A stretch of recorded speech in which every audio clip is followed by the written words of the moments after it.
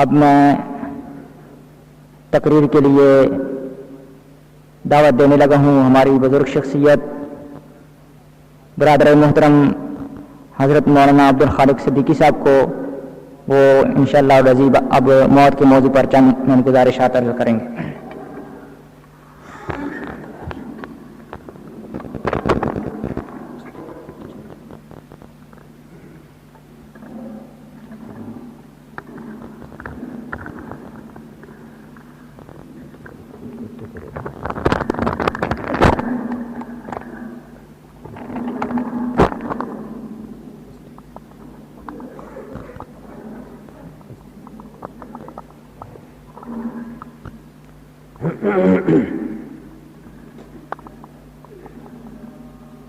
الحمد للہ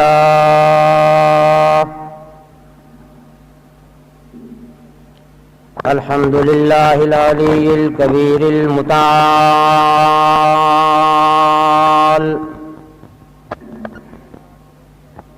والصلاة والسلام على صاحب الشرف والکمال والجمال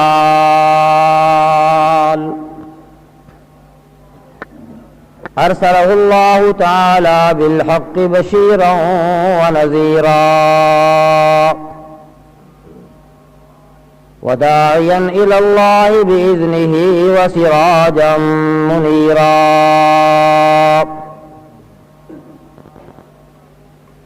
اما بعد فاعوذ باللہ من الشیطان الرجیم. بسم اللہ الرحمن الرحیم. ان الذين آمنوا وعملوا الصالحات كانت لهم جنات الفردوس نزلا خالدين فيها لا يبغون عنها حولا. وقال الله تبارك وتعالى في مقام آخر قل إن الموت الذي تفرون منه فإنه ملاقيكم ثم تردون إلى عالم الغيب والشهادة فينبئكم بما كنتم تعملون. صدق الله العظيم. وقال النبي صلى الله عليه وسلم من مات يشرك بالله شيئا دخل النار ومن مات لا يشرك بالله شيئا دخل الجنة أو كما قال عليه الصلاة والسلام. وصدق النبي الأمي الكريم. ونحن على ذلك من الشاهدين والشاكرين والحمد لله رب العالمين. اللهم صل على محمد وعلى آل محمد كما صليت على إبراهيم وعلى آل إبراهيم إنك حميد مجيد. اللهم بارك على محمد وعلى آل محمد كما باركت على إبراهيم وعلى آل إبراهيم إنك حميد مجيد. رب اشرح لي صدري ويسر لي أمري واحلل عقدة من لساني يفقهوا قولي. رب زدني علما رب زدني علما رب زدني علما. سبحانك لا علم لنا إلا ما علمتنا إنك أنت العليم الحكيم. تو برائے بندگی ہے یاد رکھ تو برائے بندگی ہے یاد رکھ بہر سر افگندگی ہے یاد رکھ ورنہ پھر شرمندگی ہے یاد رکھ یہ چند روز زندگی ہے یاد رکھ. ایک دن مرنا ہے آخر موت ہے ایک دن مرنا ہے آخر موت ہے، کر لے تو جو کچھ کرنا ہے آخر موت ہے۔ قیصر و اسکندر و جم چل بسے، قیصر و اسکندر و جم چل بسے، زال اور سہراب و رستم چل بسے، کیسے کیسے شیر و غم چل بسے، سب دکھا کر اپنا دم خم چل بسے۔ ایک دن مرنا ہے آخر موت ہے، کر لے تو جو کچھ کرنا ہے آخر موت ہے۔ دفعتاً سر پر جو آ پہنچے اجل، دفعتاً سر پر جو آ پہنچے اجل، پھر کہاں تو اور کہاں دار العمل۔ جائے گا یہ بہا، جائے گا بے بہا یہ موقع نکل، پھر نہ ہاتھ آئے گی عمر بے بدل۔ ایک دن مرنا ہے آخر موت ہے، کر لے تو جو کچھ کرنا ہے آخر موت ہے۔ تجھ کو اے غافل فکر عقبا کچھ نہیں، تجھ کو اے غافل فکر عقبا کچھ نہیں، کھانا دھوکا عیش دنیا کچھ نہیں۔ یہ زندگی ہے چند روزہ کچھ نہیں، کچھ نہیں اس کا بھروسہ کچھ نہیں۔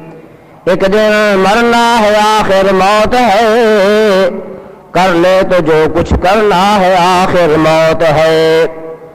آنے والی، توجہ فرمانا، آنے والی کس سے ٹالی جائے گی، آنے والی کس سے ٹالی جائے گی، جان ٹھہری جانے والی جائے گی، روح رگ رگ سے نکالی جائے گی، تجھ پہ خاک ایک دن پھر ڈالی جائے گی۔ ایک دن مرنا ہے آخر موت ہے، کر لے تو جو کچھ کرنا ہے آخر موت ہے۔ دار فانی کی سجاوٹ پہ نہ جا، دار فانی کی سجاوٹ پہ نہ جا، نیکیوں سے تو اپنا اصلی گھر سجا، پھر وہاں بس چین کی بنسی بجا، پھر وہاں بس چین کی بنسی بچا، انہو قد فاز فوزا من نجا۔ ایک دن مرنا ہے آخر موت ہے، کر لے تو جو کچھ کرنا ہے آخر موت ہے۔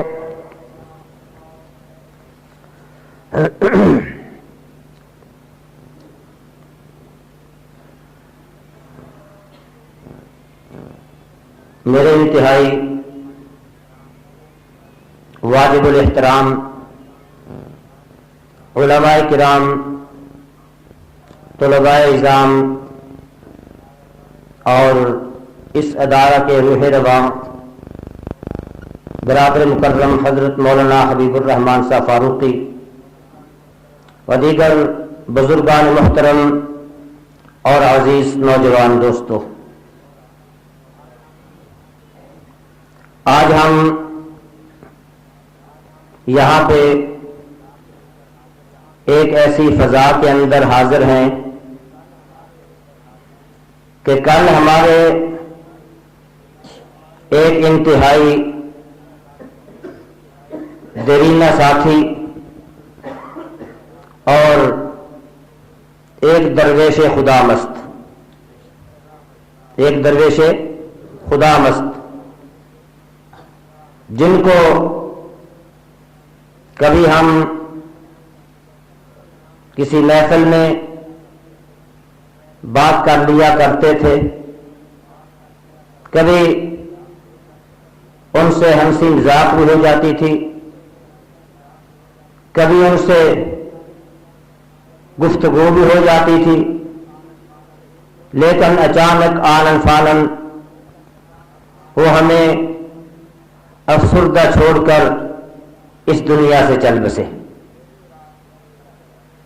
میری مراد برادر محترم محمد رفاقت، ان کا جو ایک مشہور نام تھا میں تو ان کی زندگی میں بھی یہ نام لیتے ہوئے کتراتا تھا، اور جب وہ ہم سے جدا ہو گئے ہیں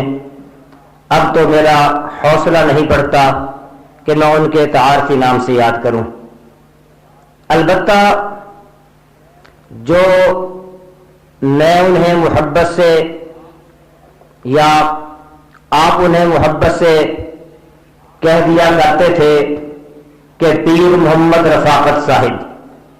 کیوں جی یہ کہنے کی تو اجازت ہے نا، پیر محمد رفاقت صاحب۔ شاید میرے احباب کو یاد ہو کہ کچھ عرصہ قبل ہمارے اسی بستی میں، اسی قصبہ میں ایک صاحب آئے اور انہوں نے بازار کے اندر، یہاں جہاں پہ آج کل شکیل میڈیکل سٹور ہے، یہاں پہ انہوں نے دکان ڈالی اور باہر ایک بڑا سارا بورڈ لگایا کہ جن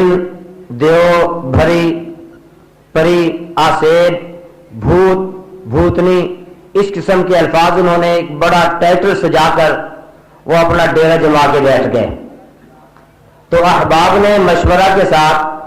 ہمارے اسی بھائی محمد رفاقت کو ایک بڑا بورڈ لکھ کر ساتھ والی دکان پہ بٹھا دیا۔ یہ بھائی خورشید صاحب تشریف فرما ہے، بھائی شبیر صاحب تشریف فرما ہے، دیگر احباب جانتے ہوں گے۔ ہم نے وہاں پہ لکھا کہ پیر سید رفاقت علی شاہ صاحب، کیوں جی؟ اور وہ جو بڑے بلند بانگ دعوے لگا کے بیٹھے ہوئے تھے، میرا خیال ہے انہوں نے ایک ہفتہ پھر وہاں پہ نہیں گزارا، وہاں سے اپنا بوریہ بستر اٹھا کے بھاگتے نظر آئے۔ تو بہرصورت یہ تو ایک تعارفی بات تھی۔ میری اپنی اس عمر میں بزرگ تو چند احباب، چند بزرگ ہمارے مڈیارہ تیگا میں الحمدللہ اس فضا کے اندر گئے ہیں کہ ان کی موت قابل رشک تھی۔ بھائی محمد ابراہیم صاحب، اسی طرح حاجی علی محمد صاحب، ہمارے بھائی خورشید صاحب کے تایا جی، اسی طرح ایک اور بزرگ جو کہ چادر چک سے نقل مکانی کر کے مڈیالہ تیگا میں آئے، بشیر نمبردار کے سسر،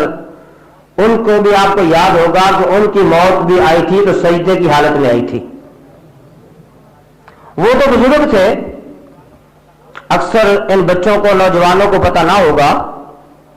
لیکن ابھی یہ چند دنوں کی بات ہے، ہاتھوں میں لے کے ہاتھ چل رہے تھے ساتھ، ابھی کل کی بات ہے کہ ہمارے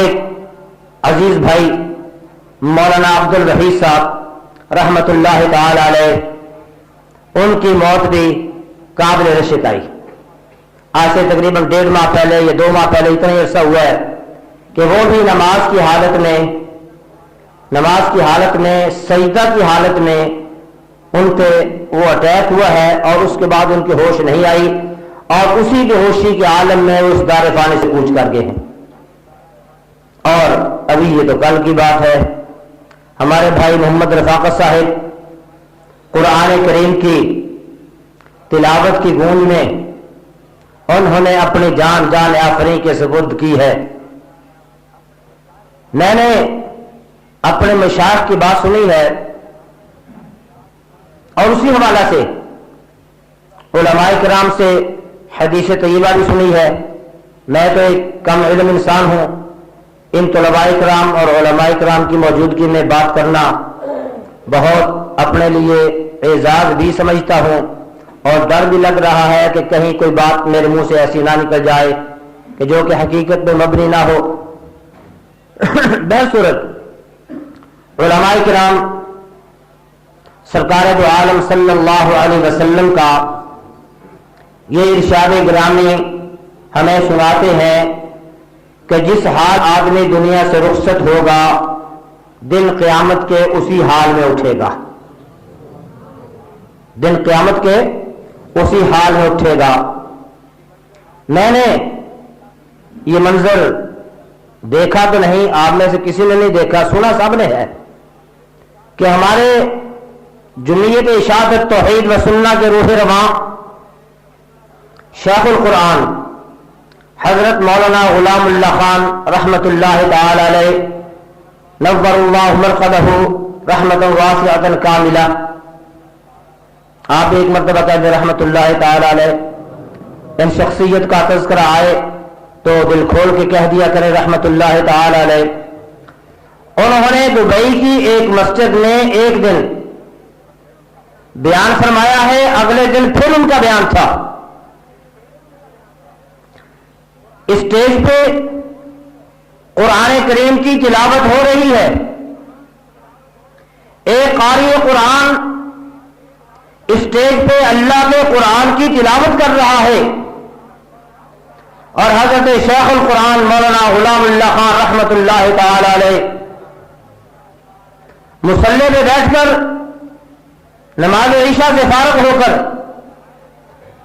کچھ ذکر اذکار کر رہے ہیں، اور اسی قرآن مجید کی تلاوت کے ترانوں کی گونج میں حضرت شیخ القرآن کی روح پرواز کر گئی ہے۔ تو سرکار دو عالم صلی اللہ علیہ وسلم کے ارشاد گرامی کے مطابق حضرت شیخ القرآن رحمت اللہ تعالی علیہ کل قیامت کو اٹھیں گے، وہ قرآن کریم کی تلاوت کی گونج میں اٹھیں گے، یہ ان کا مقدر ہے۔ اسی طرح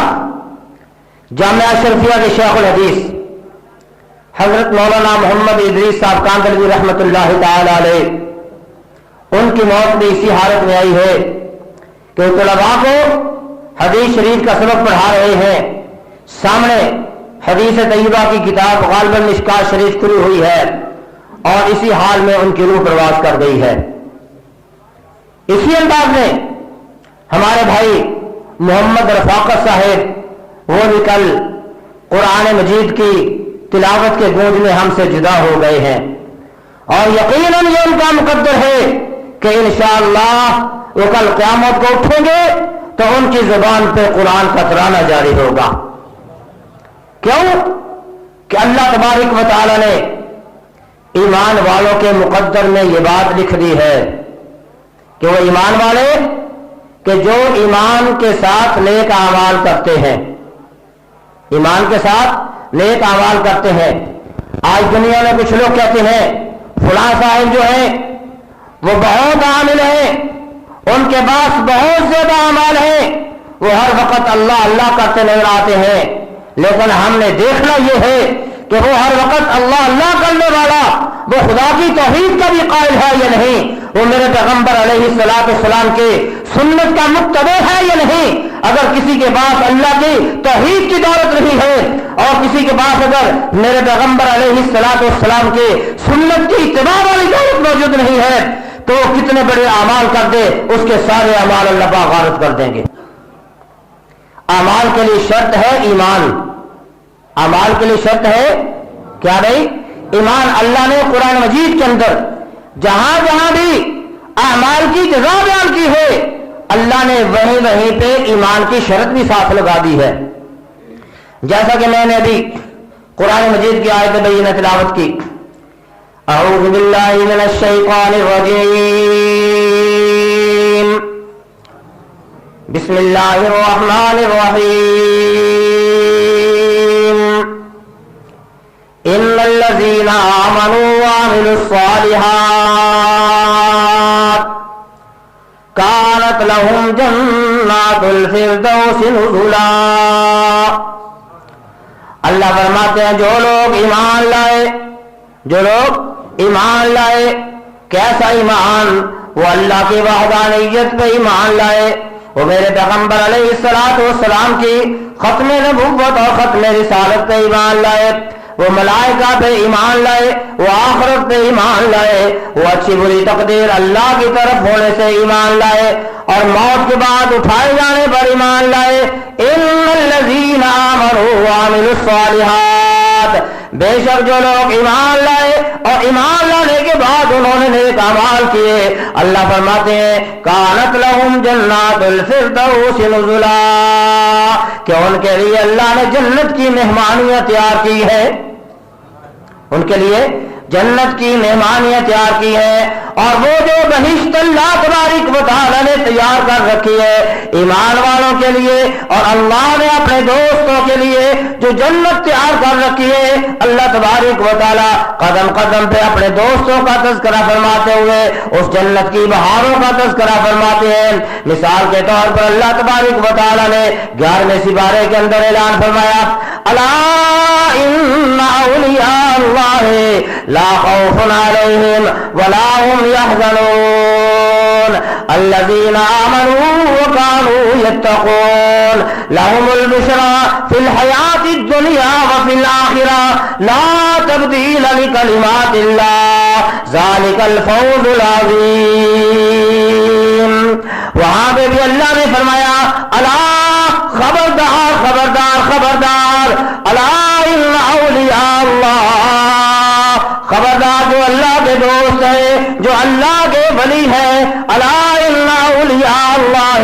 لا خوف علیہم ولا هم يحزنون، اللہ کے دوستوں کو آنے والی زندگی کا ڈر کوئی نہیں ہے، جو دنیا کے اندر گزار کے جا رہے ہیں اس پہ ملال کوئی نہیں ہے، اس پہ افسوس کوئی نہیں ہے۔ وہ بظاہر دیکھنے کے اندر بڑے مسکین نظر آتے ہوں، وہ بظاہر دیکھنے کے اندر بڑے محتاج نظر آتے ہوں، وہ بظاہر دیکھنے کے اندر بڑے عاجز نظر آتے ہیں، لیکن جب وہ اللہ کی توحید پہ ایمان لاتے ہیں، کیونکہ اللہ نے ولایت کو بھی مشروط کر دیا ہے الذین آمنوا وکانوا یتقون کے ساتھ، کہ جب ان کے پاس ایمان کی دولت آ جائے گی، ان کے پاس تقویٰ آ جائے گا، تو پھر وہ میرے دوست بن جائیں گے۔ تو میں عرض کر رہا تھا کہ بظاہر ان کے پاس دنیاوی مال و دولت کوئی نہ ہو، بظاہر ان کی پارٹی کوئی نہ ہو، بظاہر ان کی جماعت کوئی نہ ہو، بظاہر ان کا حلقہ احباب کوئی نہ ہو، بظاہر ان کے پاس کار کوٹھے مربیاں کیوں نہ ہو، بظاہر ان کے پاس کوئی بینک بیلنس نہ ہو،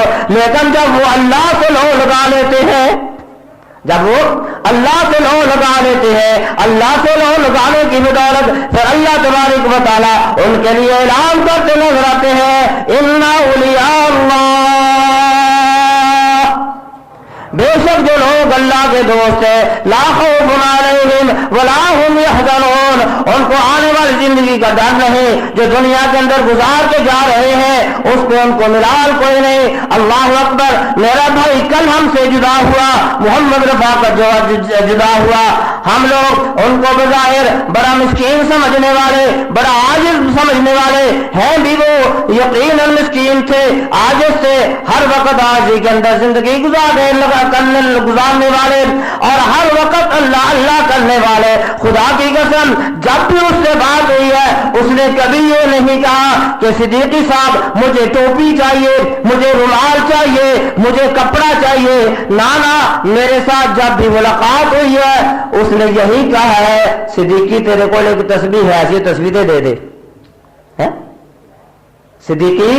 تیرے کو ایک تسبیح ہے، وہ تصویریں دے دے۔ اللہ اکبر۔ پتا چل گیا میرے بھائی محمد رفاقت کو کہ صدیقی کے پاس ایک تسبیح ہے، حاجی صاحب نے آ کے دی ہے، بڑی بہترین تسبیح ہے، بڑی دیر میرے پیچھے پڑے رہے، میں نے کہا بھائی وہ تسبیح تو کو اور لے گیا تو اور لے لے، کہنے لگا نہیں وہی لینی ہے، میں نے کہا یہ تو میرے پاس نہیں ہے تو اور لے لے، یعنی اس کا شوق یا تسبیح کی بات کر رہا ہے یا پھر ایک اور شوق اللہ کے قرآن کے ساتھ اس کا تعلق بن گیا۔ ہر کسی سے کہہ رہا ہے بھائی فلانی مسجد میں قرآن مجید کی ضرورت ہے،